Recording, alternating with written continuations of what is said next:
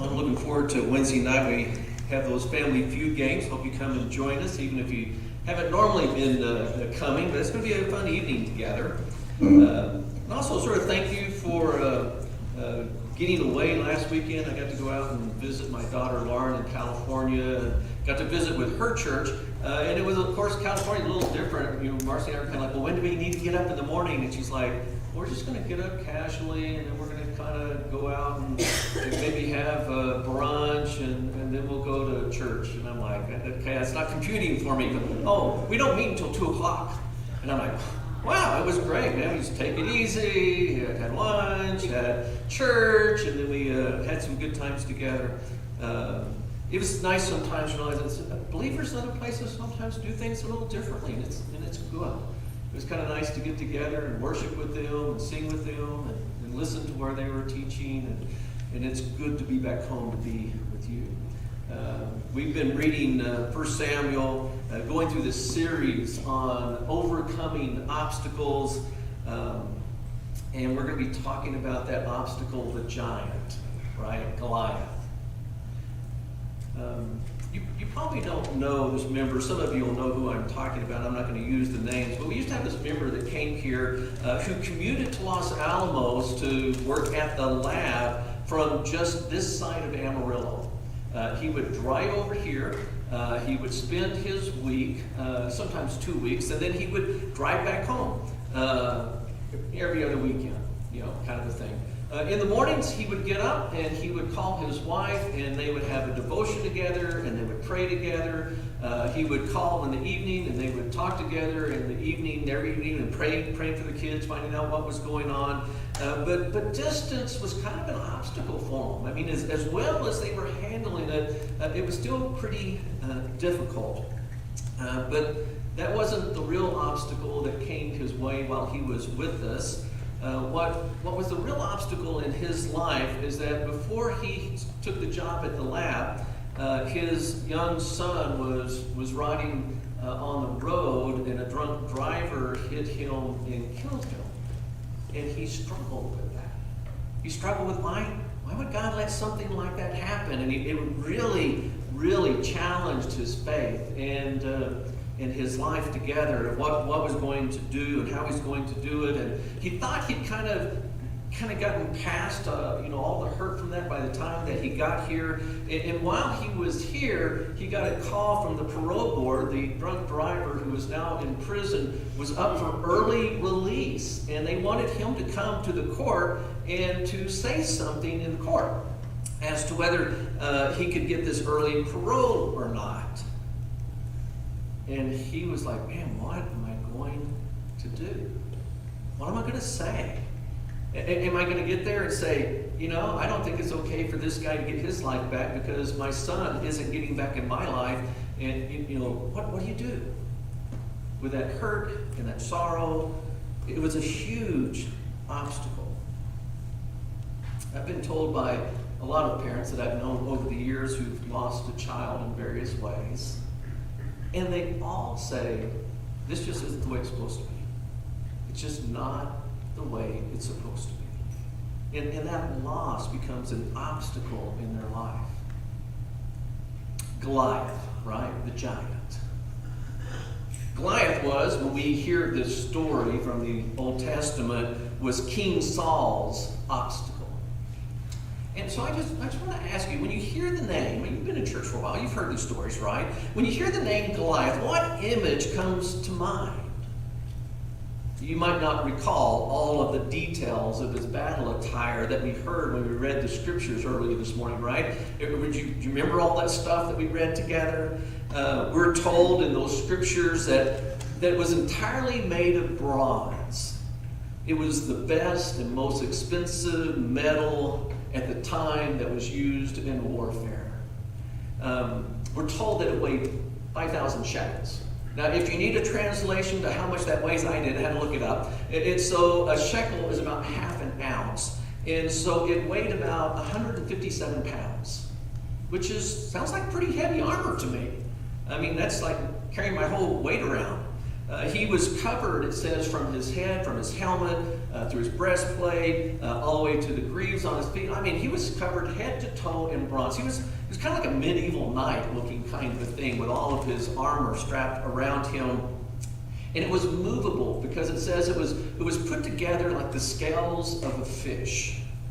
Now, I mean, when I think of those Sunday school materials, I don't ever see him pictured that way, but here's this giant of a man. He's basically in full armor. It's mobile armor for him. He has a bronze javelin strapped across his back, and he has a spear that says the stick of it is the size of a weaver's beam. And then we're told how heavy the head of the spear is, which equates to 19 pounds. I mean, that sounds like a big, heavy thing to be swinging around.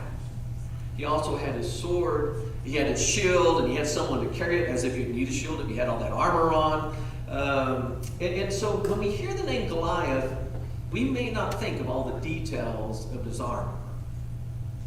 Instead, you maybe just think that he was just this enormous man. You may just think, oh, Goliath, he's the giant, right? We're told in our text that he was 6 cubits and a span. If you're like me, I'm going like, again, these are things I don't understand. A cubit is the distance from your elbow to the middle of your middle finger, all the way to the top. That's a cubit. And a span is how far your thumb is from your pinky whenever you stretch them out. And so he was 6 of one and then a span. Which they say is about 18 inches on the average person, which would make him about 9 foot 9 inches if you go by those measurements. However, our English Bibles are based on the Masoretic Hebrew text. It's sort of the standard Hebrew text. But there's a text called the Septuagint, which is an ancient Greek translation of the Hebrew text, which says that he was only 4 cubits in a span. And the Septuagint is consistent with the Hebrew copies of 1 Samuel, which are found in the Qumran caves, the Dead Sea Scroll caves, which make them actually an older Hebrew version than actually the Masoretic text. But even if you get that, and he was only 4 cubits in a span, that still makes him 6'8", or 6'7", right in there, which makes him a pretty good guy. He's big either way you want to measure him. But maybe you don't give an exact measurement of how. When you think of Goliath, I'm not thinking about his battle armor, and I'm not thinking of exactly how tall he is. He's this big. Maybe I just remember that he's the guy that was challenging the Israelite armies. He was the one who was saying, hey, let's do a winner-take-all, single combat.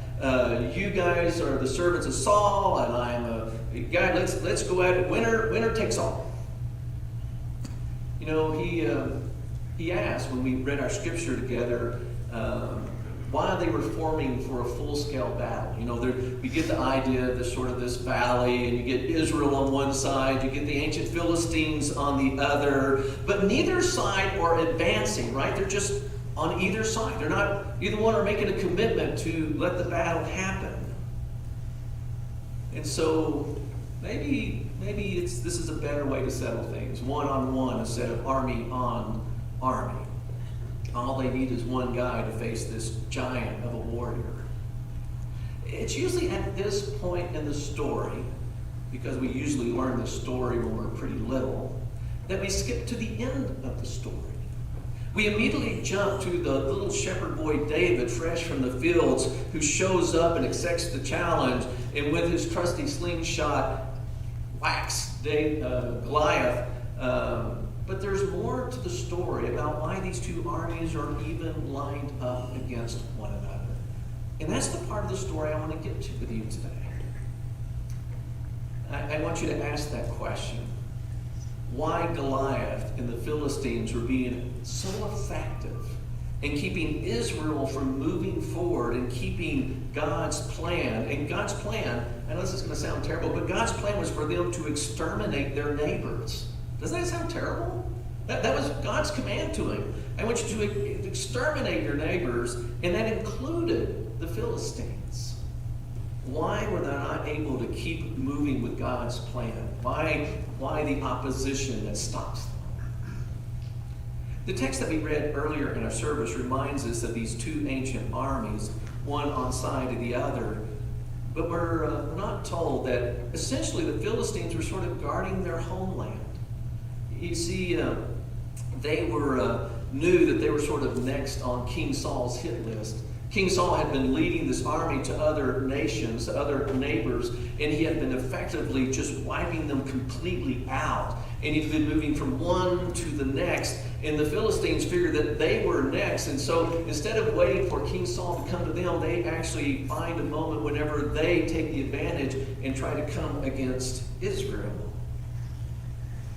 And Israel is on the other side when they do come together after they had just defeated the Amalekites in an amazing way.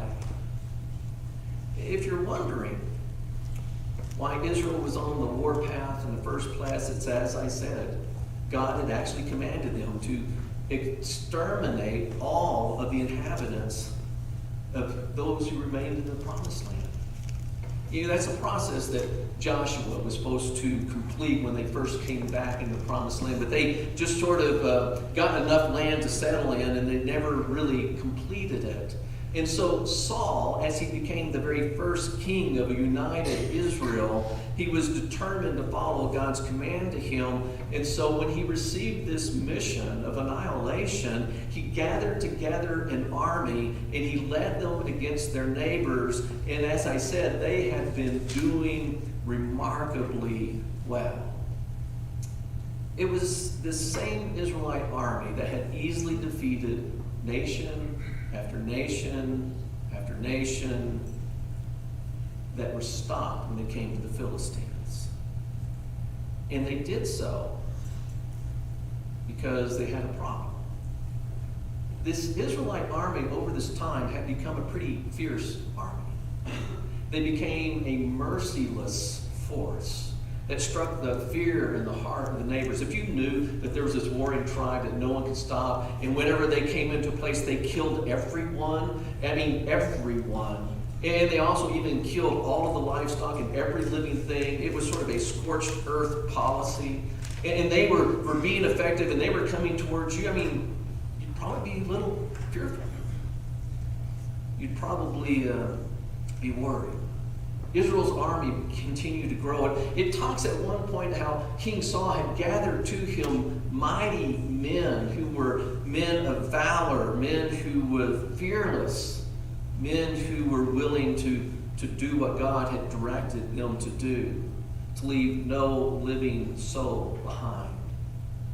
Can you imagine getting a command like that? You're supposed to go in and you're attacking. You're to give no one quarter.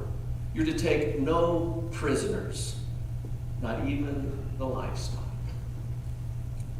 And as horrific as it sounds, King Saul and his army obeyed. King Saul gathered those men, he trained them, he led them, and they did great. Until the last battle, the battle against the Amalekites. King Saul's obedience faltered in that battle. He still won the battle, but instead of killing their king, he captured King Agag. And instead of killing all of the livestock, he kept the very choicest ones for himself. And he was coming back after the victory over the Amalekites toward Jerusalem whenever God's prophet Samuel was sent to go and talk to him. Now, to be honest, if you know anything about ancient warfare, I mean, aren't the spoils supposed to go to the victors? I mean, isn't that the way it's supposed to be? But God was saying, no. We're told back in chapter 15, verse 12, that whenever Samuel met King Saul and his victorious army coming back from the Amalekites, King Saul proclaims, "Blessed are you, O Lord," when he sees Samuel.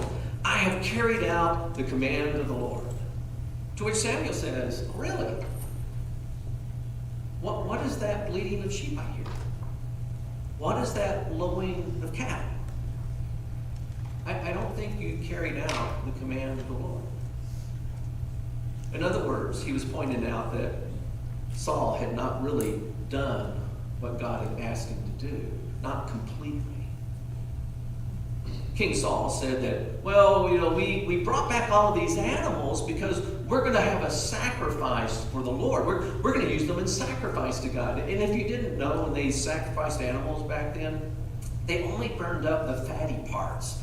And then they used the meaty parts to eat on and sort of to feast with. It's almost as if, I think Saul was sort of thinking, hey, we're bringing all this stuff back. We're going to have a victory party. We're going to honor God. We're going to give the sacrifices to Him. And then we're going to have this great barbecue. Samuel said, God's not impressed with your improved plan. He told King Saul the words that sometimes you'll hear thrown around in church. God desires obedience instead of sacrifice. You think you got a better plan? God wants you to keep with His plan. But let's be honest, that sports art policy would be a hard one to follow, wouldn't it? I mean, you read those stories, it's kind of why a lot of people today say, the God of the Old Testament doesn't sound like the God of the New Testament. I mean, that God of the Old Testament just wiped everybody out. The God of the New Testament seems to be the one that says, like, He's loving everybody and forgiving everybody. They don't really look the same, and this story seems to bring up that difference. But let me assure you, the God of the Old Testament is the God of the New Testament. You might recall that it was God who commanded Abraham to kill his own son, to sacrifice him up on Mount Moriah. And Abraham, who we know as the father of the faithful, his first obedience is to say, okay, you want me to kill my son and sacrifice? Hey, Isaac, let's go. We're going to go on a little hunting trip. We're going to go sacrifice to God on the mountain. And the whole way we find Isaac going, hey, Dad, got the wood, we got everything else. Dad, where's the sacrifice? Don't worry, God's going to provide. God's going to provide. I'm doing what God tells me to do. He gets Isaac, he puts him on their makeshift offer, he ties him up, and Abraham even brings his dagger out, ready to plunge it down in his own son. He's willing to do exactly what God commands him. We're okay with that story because God intervenes in the nick of time, right? He stays his hand. The knife doesn't come down. He says, hey, there's a ram that's caught in the thicket. And we're going to use that as the sacrifice in place of Isaac. And we use that story to talk about how God's one and only Son becomes the substitutionary lamb that is sacrificed in our place. And so we embrace that. But sometimes we forget that command to sacrifice your own son. I mean, it's hard enough, as I said earlier, for a son or daughter to be lost in one way or another. It'd be even more difficult to follow a command to kill your own son. King Saul had trouble following completely God's command because he wasn't a man of faith like Abraham was. He didn't really trust God enough to continue doing what God had told him to do. He did it for a while, but he couldn't keep himself doing it. He decided that God didn't really intend for him to kill everyone in every situation and every animal all the time. He had improved on God's plan. Hey, we're going to use them for sacrifices. We're going to capture the king. We're going to parade him around. We're going to make sure all the other nations know it. And they're going to subdue before us. And God, we got a better plan for you. I want you to hear the rest of what Samuel told King Saul. He said, rebellion is as the sin of divination. Insubordination is as iniquity or idolatry. And then he told King Saul, because you have rejected the word of the Lord, He has rejected you from being king. He can't believe it.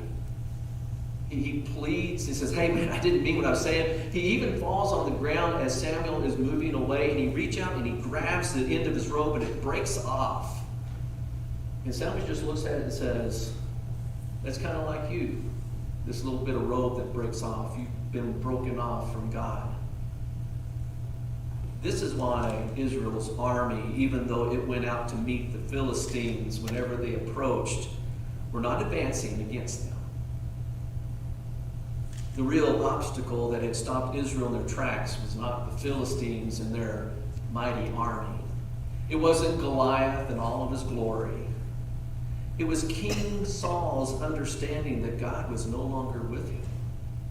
How can I go against an enemy when God's not with me? Obedience is a hard thing to do when you don't understand why God is asking you to do something that just seems a little too much. When he asks you to do something that just doesn't seem quite right. When he asks you to do something, well, nobody else is doing it that way. And when he asks you to do something that, well, it just doesn't seem important. You know, it doesn't really make it. We don't really need to do that anyways. It's just a thing. It's just a symbolic thing. He doesn't really want us to actually do it. It's especially hard to obey God when you don't agree with his commands. Don't get me wrong. Goliath was a giant obstacle. But he was an obstacle of Saul's own making. And sometimes the obstacles that are most giant in our life isn't because Satan's trying to oppose us. It's because we have not been obedient to God, and we have created giants in our lives that there's no way we're going to get through. Goliath's challenge to end the war with single combat kind of got me thinking about when does an army ever do that? When does an army say, hey, it's a good idea if you go out there and try to get them into a single combat? Now, I don't know full history, but yeah, I've read a lot of history and I've watched a lot of shows. It seems that whenever an army allows that, it's because they realize we don't got a chance. If we go up against these guys, we're going to lose. If we can trick them into single combat, we got one big guy and our big guy's bigger there, but maybe we got a chance that way. The Philistines would have known that Israel had defeated their enemies one after another. They would have known that they were the weaker of the two armies and they really didn't have a chance. It was this one-on-one contest. They had the right man. They were willing to roll the dice, hoping that it would get them through. But they must have been puzzled that King Saul didn't accept the challenge. And this goes on for quite a while. King Saul's own men didn't really understand why he wasn't accepting the challenge. Hey, all these other times it was like full speed ahead. Let's go. Let's see, God's with us. And there's nothing. Why aren't we just sitting here? Why aren't we taking it to him? How could King Saul advance when he knows what God has spoken to him through Samuel? How can he advance even though his pleading and his begging to be given another chance, God doesn't do it? That doesn't sound right with God. I mean, he did plead, he did ask for forgiveness. I think it's because God knew that Saul really wasn't a person of faith, which becomes evident throughout his life. Yes, these two armies faced each other. Neither were willing to go toward one another. Both of them had their own fears. And after sort of jumping back in the story, after that confrontation when Samuel told King Saul that God's not with you anymore, he says, bring King Agag to me. And I don't like this part of the story. It's kind of gruesome. And so it says that King Agag comes very cheerfully because he doesn't think anything's going to happen to him. And when he comes into Samuel's presence, it says that he takes a sword and he kills him and he chops him into little pieces. The prophet of God, carrying out what God had told him to do. And then he leaves and he goes to Bethlehem as God directs him, and he finds David, someone who's willing to do what God wants him to do. And he anoints him as the future king. And then he goes back. King Saul, before he goes out to meet the Philistines, it says the Spirit of God leaves him and an evil spirit enters him, and he can't find any peace or rest for his soul. And so they say, hey, this little David guy, he plays the harp. And so David actually had been coming to King Saul, and he had been playing the harp and singing psalms and trying to soothe him. that happened before King Saul led the army out to meet the Philistines. David wasn't coming fresh from the field with no idea of what was going on. He was coming as an anointed one who was ready to take on in faith whatever obstacle had been raised against them. And just like the other nations, there's not much to the battle, is there? David takes the challenge, he takes the sling, he slings it, and the giant falls. What other result would there be when you're faithful to God? It says the Philistine army turns and runs. They don't run into the fray. They're like, man, our best hope just lost. And they take off. Israel armies breaks their ranks and they chase after them. They catch some, others get away.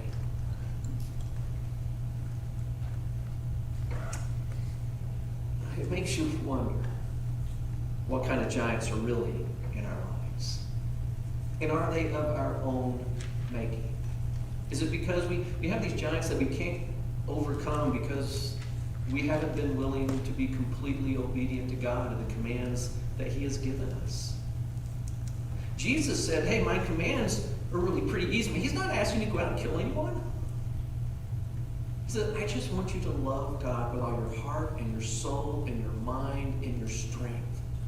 I want you to love your neighbor as you love yourself.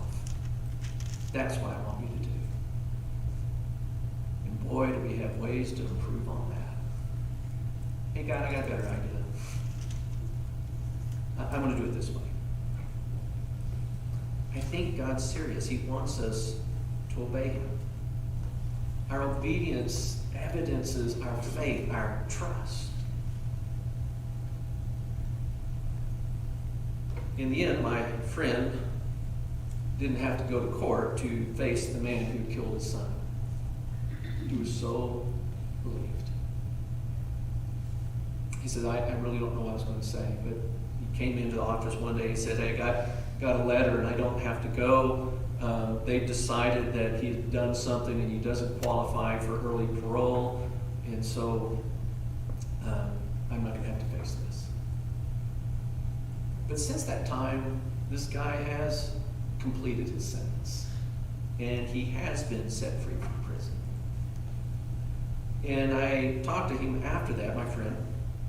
He says, it took me a long time, but I'm finally learning to obey God in this area of my life.